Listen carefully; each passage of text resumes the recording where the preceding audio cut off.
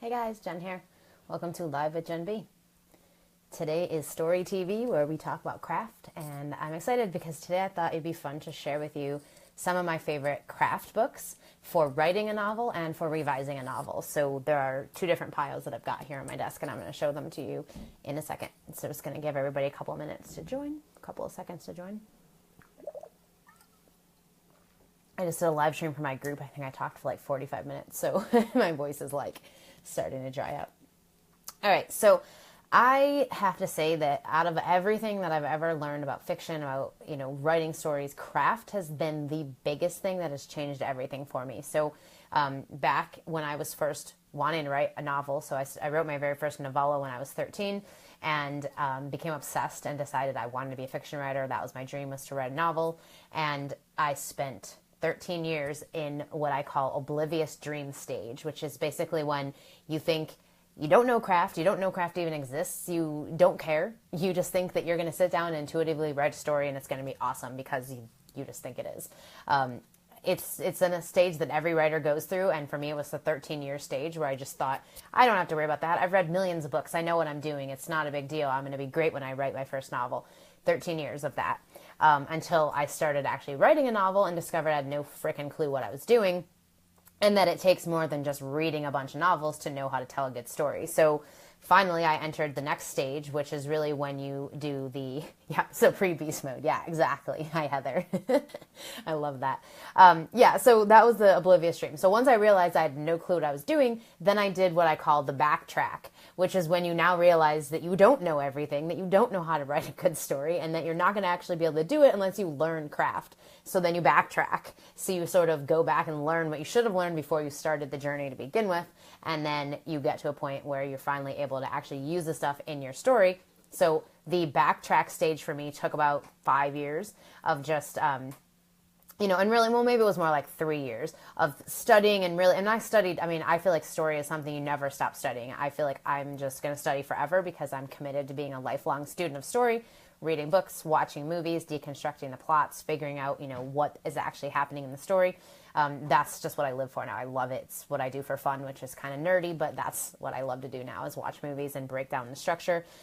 So that was probably a 3-year process of me just stepping back and learning craft as much as I could. Now, again, I still learn craft to this day. It's something I'm constantly studying, constantly paying attention to, and constantly trying to improve and get better at. So for me, that was just a starting point.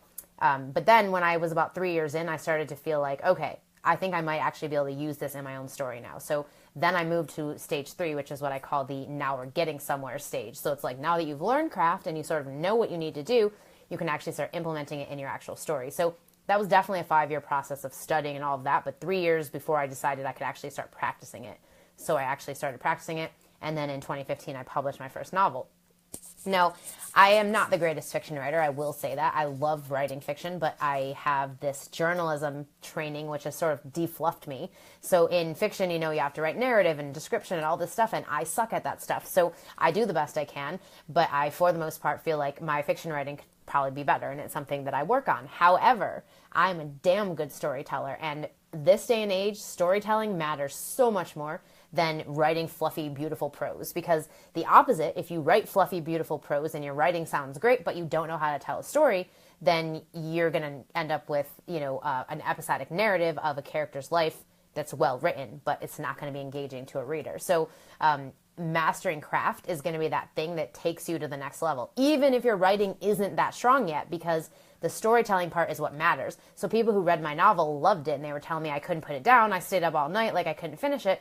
That was because of the story craft. That was because I had structure and I knew what had to happen to actually make the story work, make it cohesive, and make it not episodic. And so for that reason, it works as a story and people enjoy it and they love it. And, I get lots of good reviews.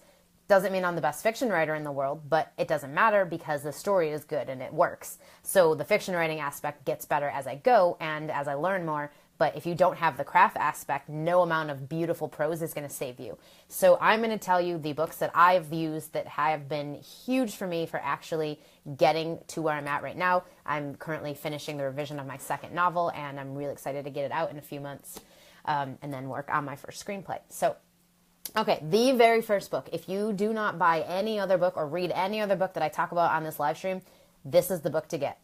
right here. Story Engineering by Larry Brooks. Pick up a copy. This right here is the storytelling Bible as far as I'm concerned. It is everything that you need to know about craft all in one place. And the reason I love this book is because he doesn't sugarcoat. He tells you exactly what you need to know. And for me, the best part is that he talks about story structure, which nobody ever talks about in the way that he does. So you may have heard it before. You may have heard about 3-act structure and things like that. But if it's not explained in the way that he explains it in this book, it's very hard to understand.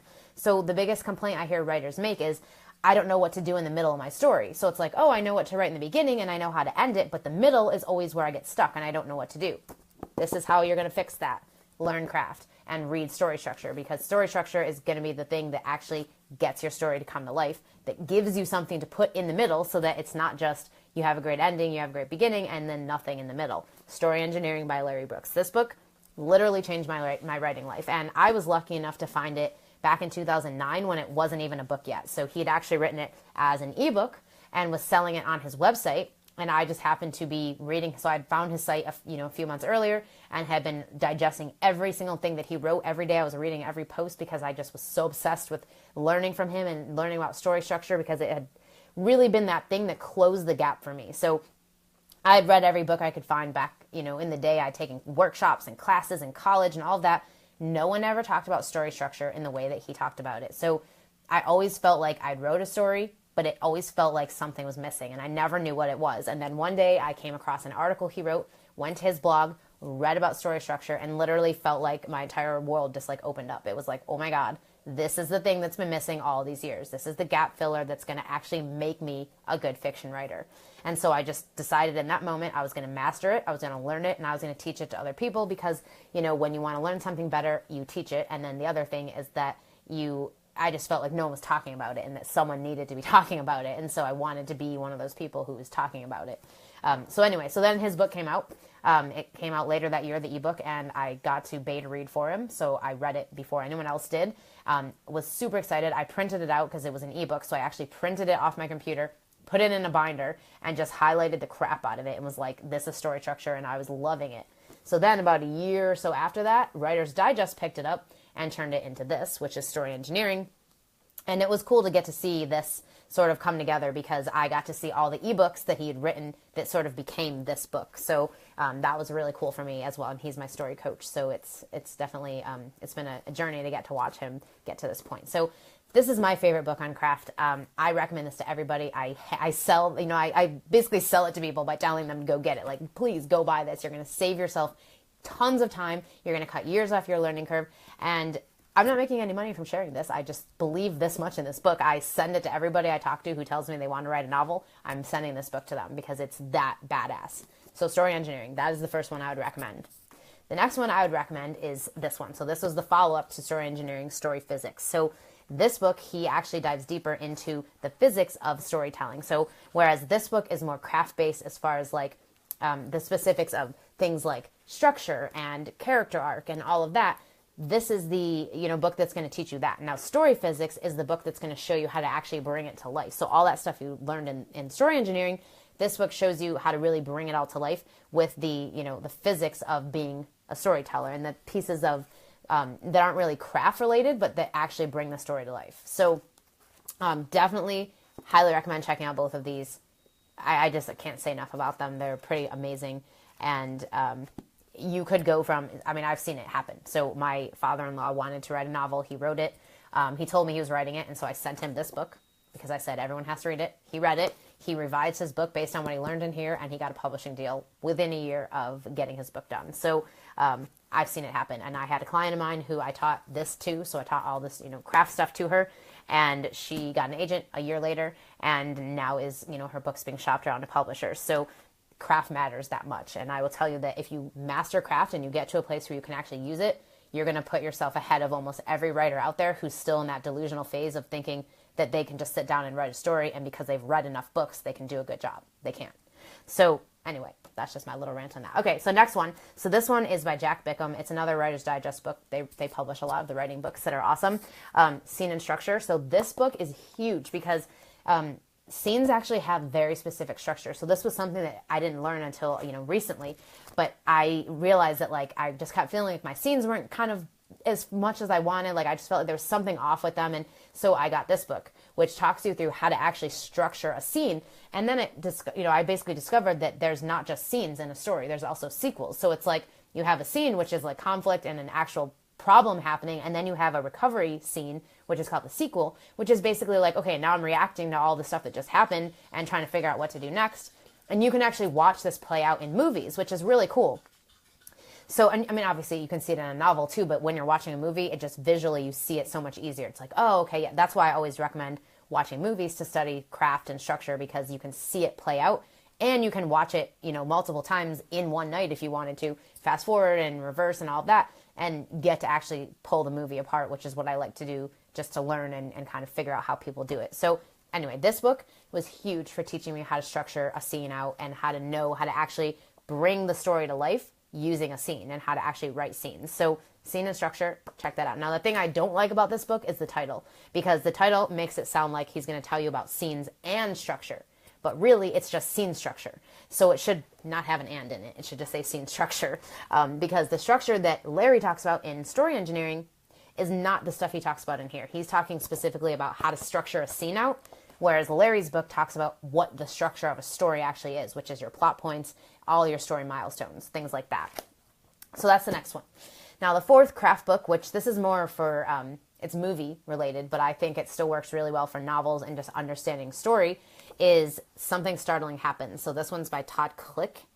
And he also wrote a really great one called I think it's called The Screenwriter's Fairy Tale, but it works perfectly for novelists too, because he just literally walks you through what a story is. And it's like a really short book. I think it's like 10 or 15 pages, but it's amazing. And if you haven't read it, definitely check that one out too.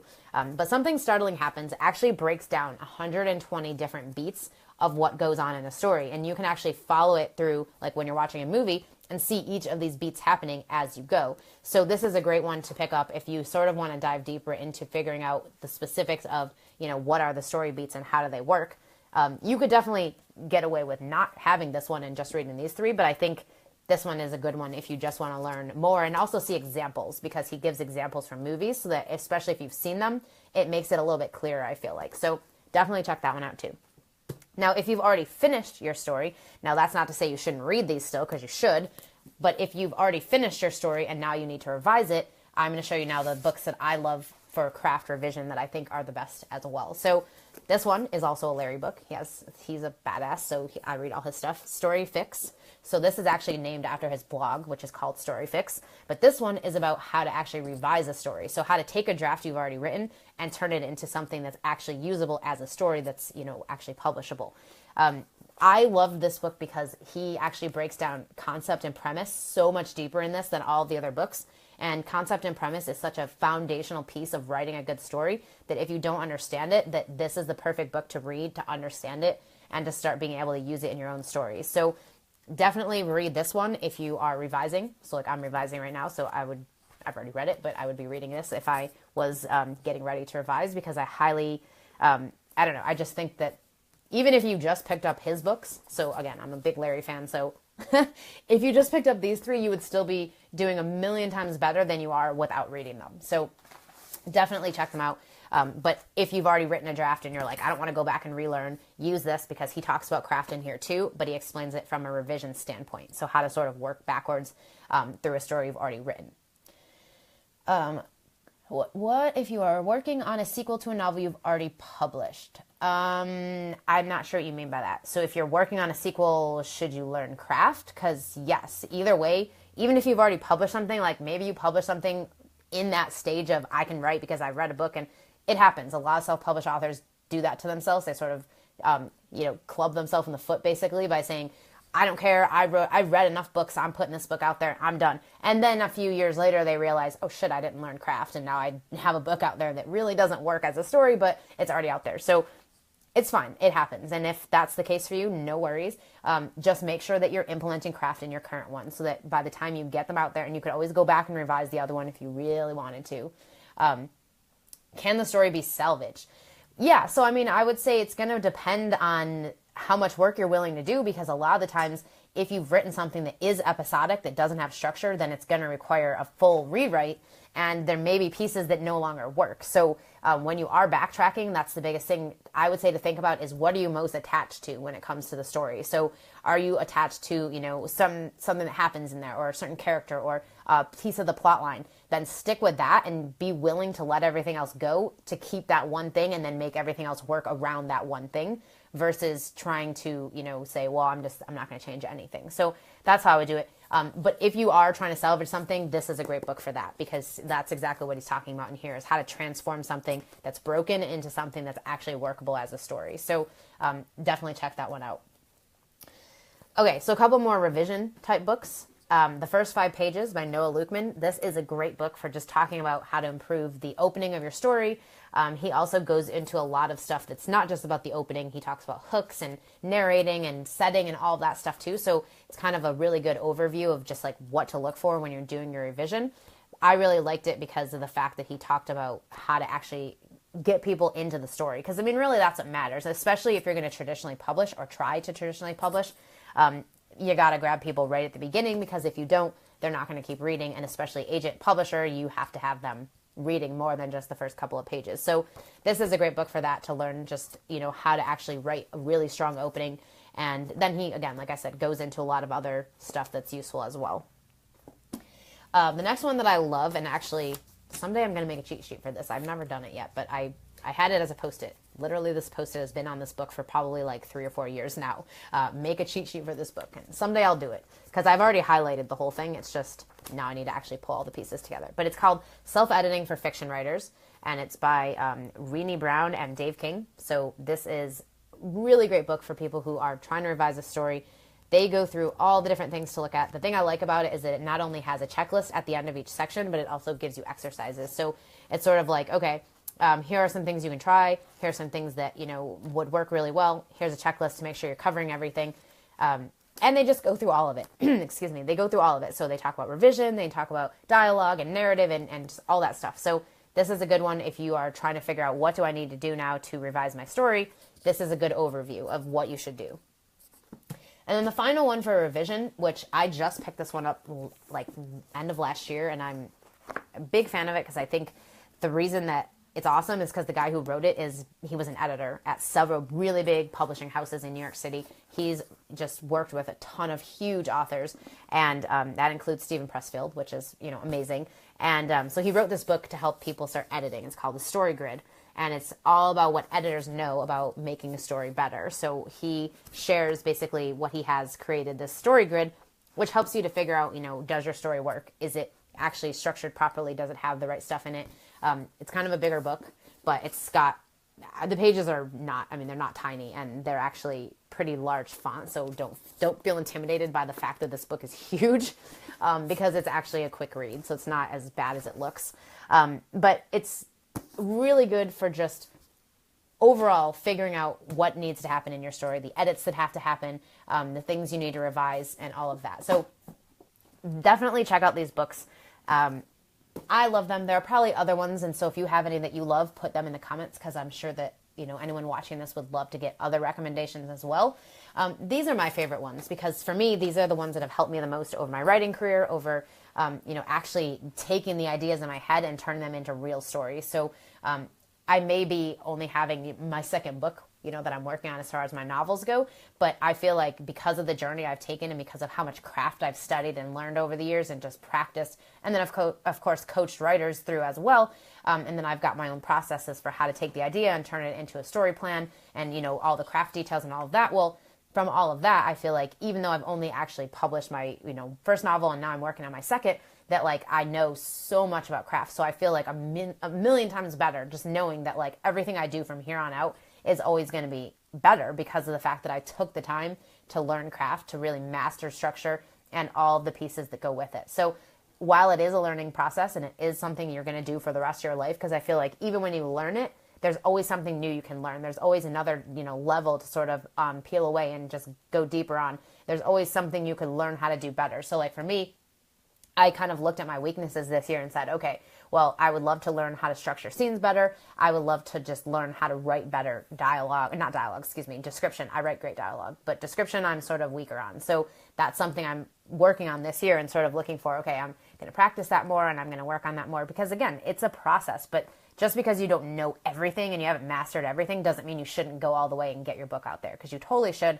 That's just something that stops writers. Now, of course, you're not going to do it just by writing something and putting it out there. Hire a freaking editor. Please do not hire an editor. You have to hire an editor. No matter what, hire somebody who understands story, who can look at your story and tell you what needs to be fixed. I know it's scary and I know it costs money, but it is absolutely worth everything. And if you want to do this for real and you want to be a writer, you want to be successful, and you want to have lots of books and an actual publishing career, it's going to take you getting out of your comfort zone and just investing a little bit in yourself. So whether that's an editor, whether it's, beta readers, if you don't want to spend the money on an editor, find people who know story and who understand it and actually allow them to help you. But these books will give you an understanding of story and craft as well. So, don't think just because you can hire an editor that you shouldn't learn craft, because you should. Just because an editor can help you, you should still learn craft, because the thing is, the more you know about craft, the better your first draft is going to be, period. And so if you can write a really good first draft, it's going to save you time with your revisions. You're going to not, because now, because of my process and because of all the stuff I know, I don't have to rewrite my entire draft when I'm finished with it. Yeah, I'm revising it, but most of it is staying the same as far as the story goes. All that's changing is I'm adding more description. I'm layering in extra, narrative and extra characterization, and I'm looking at things that maybe could be brought to life better, but overall the story is the same. And it's because I spent so much time planning it and figuring out all the details that now I know it works. And so I can save myself that, I have to write 5 freaking drafts before I can get to the story. Because for me, as an author, that just doesn't work. I can never, ever do that. If I have to write more than one draft, a version of a story, I'm not going to do it. I'm going to quit. I'm going to go on to something else, because that just, for me, doesn't work. I don't have the patience for it. And I just don't have the patience for it. That's the biggest thing. So with the first novel I ever wrote in 2008, when I didn't know any of this stuff, I just spent time revising and never getting anywhere because I didn't know craft. So you can only revise so much without knowing craft. And that's it. You can't make the story better if you don't understand craft, which I didn't at the time. So it was impossible to revise. Now I understand everything. So it's like revising is easy because I can look at something and automatically know this is what's not working. There's no structure. It's too episodic. It doesn't have a character arc, like whatever. But I couldn't do that before. So even if you hire an editor, you should learn this stuff, because it's just going to empower you to write a better story and a better first draft, which is just going to make it easier on yourself. So I hope that you had a good time looking at the books that I have used over the years that have helped me with craft. I hope you'll check some of them out, because I really think that if you want to master craft and you want to get better at the storytelling thing, that this is absolutely the way to do it. Now, again, that's not to say you should just read books, because you should definitely not just read books. You should also actually study stories. So reading novels, so not just how-to books, but reading novels, watching movies, watching how they, unfold, watching the structure, especially movies, because it's easier to watch them visually, to see the illustrated, like, that's the first plot point, and that's the, midpoint. And you can see it so much easier on a screen than you can reading a novel, because it's buried in all this narrative and description and all this stuff. So it's sometimes harder. Not that you can't do it. So let me just show you. So this is a book that I deconstructed a few years ago because I wanted to just see where the plot points were and how it all worked out. So here's the little bookmarks that I made in the actual thing. And then here's so I actually highlighted it to show where all of the pieces are. So all the way up to the blue is the first plot point, and then we go to the midpoint at the orange. Then the next blue is all the way to the second plot point, and the red is everything to the end. So breaking down structure, mastering it, and studying it is really going to be the thing that makes you a better storyteller. So if you like this video, be sure to check out my other ones. I do Story TV every Thursday. And if you are ready to step up and write your novel or finish your novel and get it out there, be sure to check out my Bestselling Author Mastermind, which is opening the doors to new members next week. You can go to jenniferblanchard.net/mastermind to get on the wait list. And there's going to be bonuses for people who are on the wait list who signed up. So definitely check that out. And I will catch you guys tomorrow. Bye.